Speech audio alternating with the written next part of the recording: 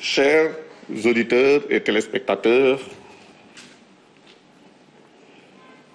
je voudrais tout d'abord, comme je l'ai dit tantôt, remercier et féliciter mon collègue et ami, le ministre Abdoulaye Diouf Sarr et toute son équipe pour le combat qu'ils mènent au quotidien et sans relâche contre notre ennemi commun, le coronavirus. Je présente par la même occasion mes condoléances aux familles éplorées et mes vœux de prompt rétablissement à ceux qui, infectés ou affectés, sont en train d'être suivis par les professionnels de santé. Je voudrais aussi présenter mes vœux à la communauté musulmane en cette période de Korité. Comme vous le savez, le 14 mars 2020, le président de la République, son Excellence Macky Sall, a pris la décision salutaire de suspendre les enseignements dans les écoles et universités du pays pour éviter une propagation de la Covid-19. À cette date, je vous présente en résumé les situations décrites par les instances délibérantes des universités et notez avec vous 2 cas de figure. Le premier cas, les cas les plus défavorables, c'est que pour certaines filières, il restait seulement 3 semaines de cours sur 12 pour achever le premier semestre de l'année en cours. Pour d'autres, les évaluations du premier semestre étaient même programmées. Pour le deuxième cas, les situations dites favorables, les enseignements du premier semestre ont été bouclés. Les évaluations déjà organisées pour le second semestre second semestre étaient entamées, et ceci en présentiel comme en ligne. C'est le cas à la faculté de médecine de l'UCAD, dans les UFR de santé des autres universités et dans les écoles supérieures et d'ingénieurs du pays. Sur instruction du président de la République, mon cabinet a travaillé avec les responsables des instituts d'enseignement supérieur et leurs services technico-pédagogiques compétents afin, premièrement, de permettre la mise à disposition des cours à travers tous les types de supports, plateformes numériques, dispositifs électroniques téléchargeables, imprimables et consultables, blogs et réseaux sociaux, qui permettront d'éviter le décrochage des étudiants et de rattraper les semaines perdues. Deuxièmement, de proposer dans les plus brefs délais et en adéquation avec les systèmes LMD un calendrier de poursuite de l'année académique en accord avec les instances académiques et pédagogiques et les partenaires sociaux. Plusieurs scénarios flexibles avec des paquets d'actions détaillés et datés furent envisagés. En outre, une série de consultations a été initiée avec les partenaires sociaux qui ont réaffirmé leur détermination commune à faire face à la situation. À ma demande, en toute conformité avec les dispositions de la loi 94-79 du 24 novembre 1994 relative aux franchises et libertés universitaires, qui stipule en son article 11 que toutes les questions pédagogiques et scientifiques sont du ressort et de la compétence des structures régulières des universités. Les instances délibérantes de toutes les universités, à l'exception de l'université Assane Seck de Ziguinchor, se sont réunies en séance spéciale entre le 14 et le 19 mai 2020. Il ressort des différents procès-verbaux parvenus au MESTI que les instances délibérantes, en toute autonomie, ont retenu. premièrement, d'écarter toute hypothèse d'année blanche. Au regard du niveau d'avancement des enseignements, de nos ressources pédagogiques et du système de semestrialisation du système LMD. Deuxièmement, de ne reprendre les cours en présentiel que lorsqu'un certain nombre de conditions sont réunies.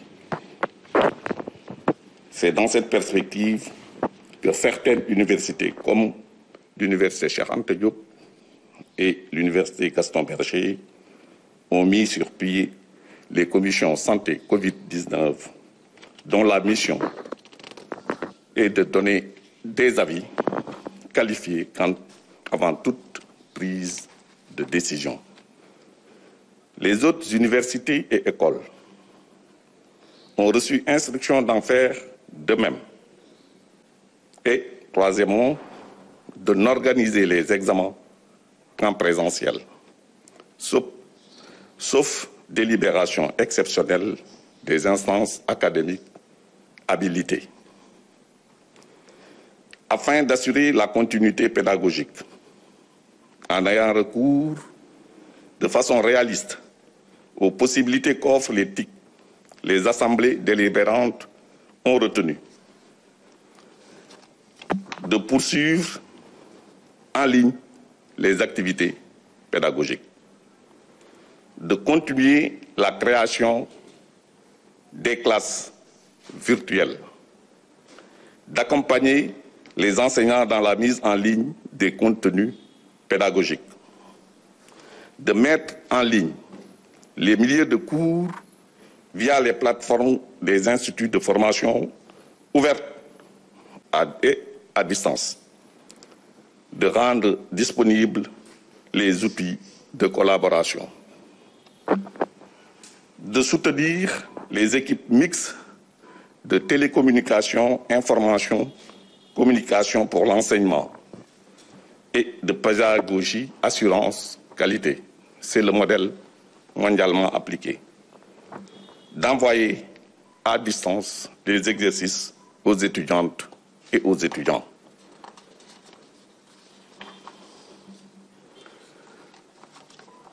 En ce qui concerne la reprise en présentiel,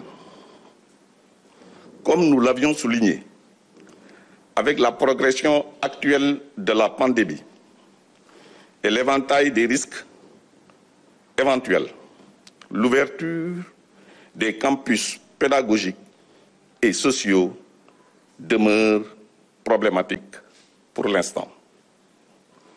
Ainsi, la reprise des enseignements en présentiel est subordonnée, d'une part, à l'amélioration significative de la situation sanitaire nationale et d'autre part, à la mise en place de dispositifs offrant des garanties sanitaires au personnel enseignant et de recherche, au personnel administratif, technique et de service, aux étudiantes et étudiants.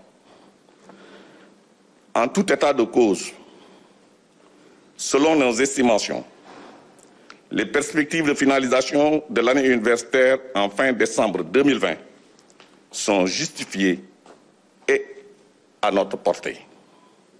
Ainsi, les instances académiques, en toute autonomie, prendront toutes les dispositions utiles pour le réaménagement du calendrier académique en vue de la reprise des enseignements en présentiel en septembre, octobre 2020.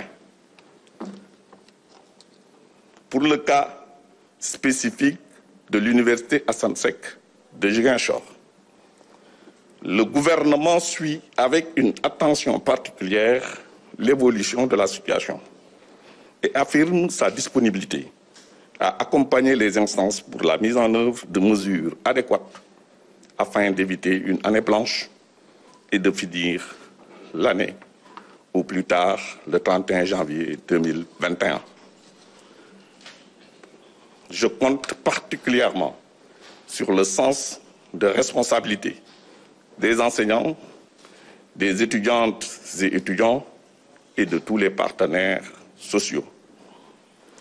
Pour le cas des instituts supérieurs d'enseignement professionnel, le réseau des instituts supérieurs d'enseignement professionnel a décidé de reprendre les enseignements apprentissages dans la période du 4 au 14 juin 2020. Les compétences générales seront dispensées à distance de juin à septembre, tandis que les compétences spécifiques, les travaux pratiques et les séjours en milieu professionnel reprendront à partir du mois d'octobre 2020.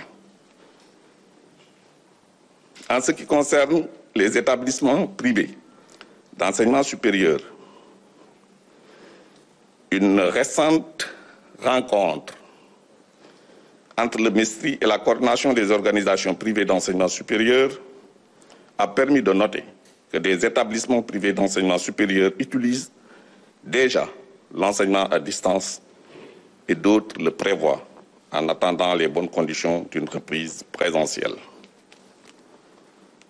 Pour l'organisation du baccalauréat, l'Office du bac, en rapport avec le ministre de l'Éducation nationale et celui de l'enseignement professionnel, a pris toutes les dispositions pour garantir les meilleures conditions d'organisation aux dates prévues.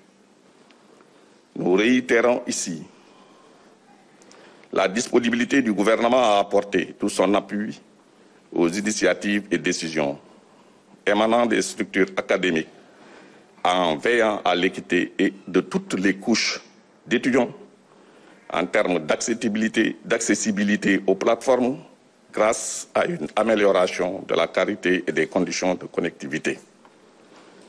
En rapport avec le ministère de l'économie numérique, de l'ADIE, des recteurs et du coordinateur de l'UVS, le gouvernement a donné de fermes instructions pour faciliter aux étudiantes et aux étudiants l'accès. Je ne saurais terminer sans inviter les étudiants à rester attentifs et à suivre quotidiennement les informations émanant de leur département ou section, de leur faculté ou UFR et de leurs universités. Car beaucoup de cours sont déjà disponibles sur plusieurs plateformes et la situation évolue positivement. Nous sommes convaincus qu'avec le génie créateur, la détermination du peuple sénégalais et le dynamisme des enseignants et chercheurs du supérieur, sous la houlette du président de la République, le général Macky Sall et son gouvernement, nous vaincrons la Covid-19. Je vous remercie de votre aimable attention. Merci d'avoir regardé cette vidéo et à bientôt dans une prochaine vidéo.